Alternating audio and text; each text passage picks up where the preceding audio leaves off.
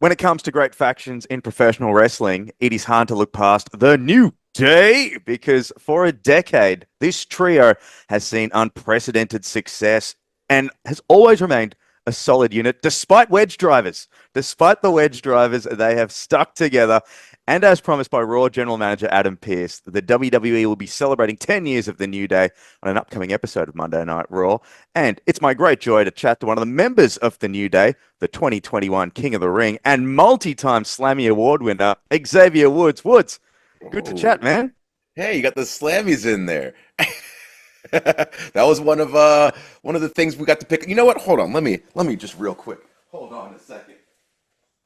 Oh, if you could dig out that Slammy, that'd be fantastic, man. Look at this. Oh, Ah, here we go. that's There's what the you. Slammy.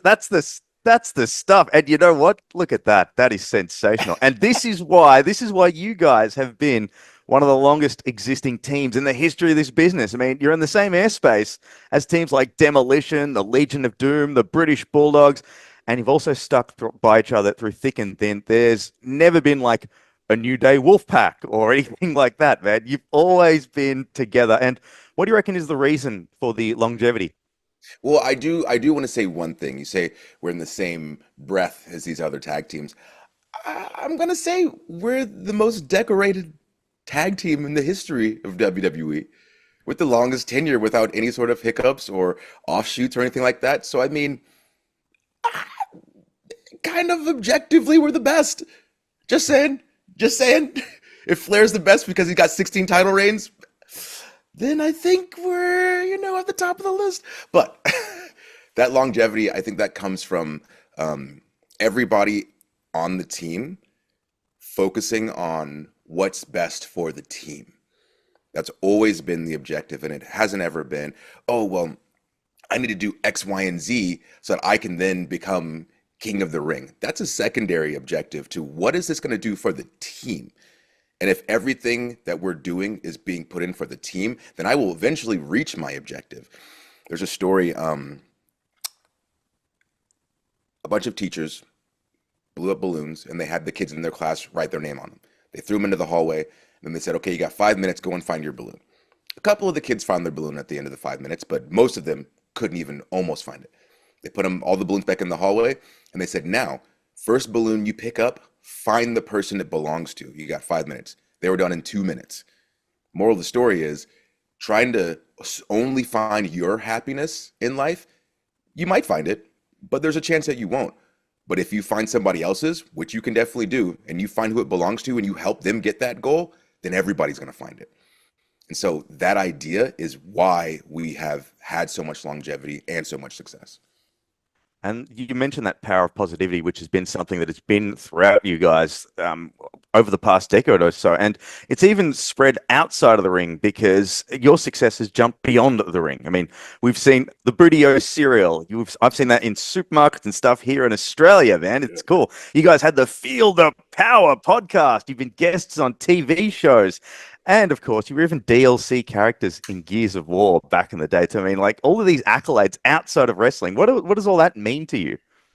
It means the world to me because I've always wanted to try to represent the group that I came from.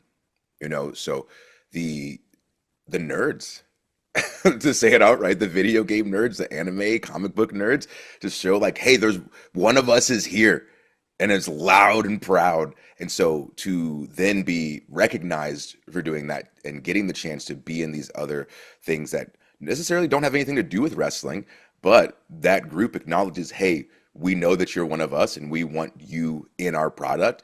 That to me is insane. And I think it's just a testament to us being ourselves, being our natural selves and not trying to hide anything, you know? And once people see that and they can resonate with that, then that opens up even more doors than you had before. And so being able to do that has definitely um, been one of the coolest things about being a part of the New Day. And you talk about that little. I'm glad you brought up the video games because, like, obviously, I'm a massive gamer myself too. And being a guy that was born in the '80s, I've sort of, like, we grew up with that generation of games, and I love that up, up, down, down, which is one of the greatest gifts that's ever been given, not just to YouTube, but to mankind. I mean, it's close to a decade of existence, man. And to this day, I still have like me and my friends, we have stupid little references from like Up, Up, Down, Down. Like there was a really obscure clip that was done by Dango years ago where he was like 6 days a week. So we use that in our day-to-day conversation all the time. And not only that, like I've discovered so many games on like the Switch and Xbox through you guys. I mean, I've admittedly like I've caused a lot of fights in my household with Overcooked, Yeah. but it's all due to not just like I said, this in-ring thing that you guys have done, but it's expanded to so much more, and you've brought so many people into your family, kind of. hmm Um, that's just because I wanted to mash the things I love together as much as possible. I deal with my food too. If I like the taste of this, I usually eat it together. And so I love pro wrestling and I love video games. And so when I was little, I said, if I can work in wrestling and if I can be a WWE superstar and I can somehow work in video games too, like that's my dream life. And I somehow, I have no clue how, did exactly that. And it blows my mind every day that I wake up that I get the chance to do this. But up, up, down, down, I didn't realize how important it was until so one of our friends, Brody Harper, passed, and when that happened, I would go back and watch some of the episodes that he was in, and just being able to see him in how we would act normally. You know, having that footage is priceless. And there's no other generation of wrestling that has something like that where you can see guys, out of character, acting as we generally act with each other. And so it's cool for us to have that as kind of an archive of who's come and gone in the company, and remember, oh yeah, remember you were here and we were in Norfolk, Virginia, and we filmed this, and look, here's the episode, and it's hilarious, and we can go back to stuff that we forgot about. It's like that 6 days a week thing. I'm probably gonna text him 6 days a week. He's gonna go, what? But I'm gonna find the clip and send it to him, and he'll get a laugh out of it. And so having that to me has become one of the most important things, I guess, in my life, because it's literally a documentary of the other side of my life in wrestling with my friends. And so yeah, I love it, man, and I love that you love it, and people get to see it and actually see what it is like for us outside of the TV show that we're on. Yeah. I'll get back to wrestling in a minute, but I want to mention quickly too, because one of my favorite wrestlers is Matt Cardona, who used to be a WWE superstar, and I know that he's a rampant Disney fan, and Alexa Bliss is also a big Disney fan, and I remember when they independently were both, I'd see on like their social media, like they go to Disney World, they'd talk about the movies, but they never crossed paths Mhm. until an episode of Up, Up, Down, Down, when both of those worlds meshed, and it was just like it was literally like when you have a friend that's like, oh wait, it's like, hang on, are you trying to tell me that you like NASCAR? Well, did you know that this guy also likes NASCAR? Have you thought about NASCAR together? And they're like, no, and you do it. It's exactly what it's for, man. Because even though, we're together all the time, we see sometimes we are with each other more than we're with our own families. But even though that's the case, you're still not sitting and having these like deep conversations with everybody. You're not looking at what everybody's doing on social media. So you might love the same things and they just never come up after years of working with each other. And so being able to be that bridge for people, and like you said, put them together, not, no, you hold hands, and then you just back away. Yeah. You're friends now. So, look, turning back to wrestling, I mean, four-time WWE Raw Tag Team Champions, four-time SmackDown Tag Team Champions, NXT Tag Team Champions, one of the only three teams in history to hold that Tag Team Triple Crown. When I go through the battles that you've had against guys like, Imperium, Cesaro and Sheamus, Judgment Day, Pretty Deadly, The Shield, the Wyatt family, hell, even the Dudleys as well. It's there's so many different wars that you've been through, but the one that I really think is the one that sort of put you on the map, like the Brett versus Shawn, the Rock versus Austin for you guys is your wars with the Usos. And I mean, I reckon that's the yardstick when it comes to tag team wrestling and a good storyline and a feud. I mean, what were your memories of some of those brutal encounters?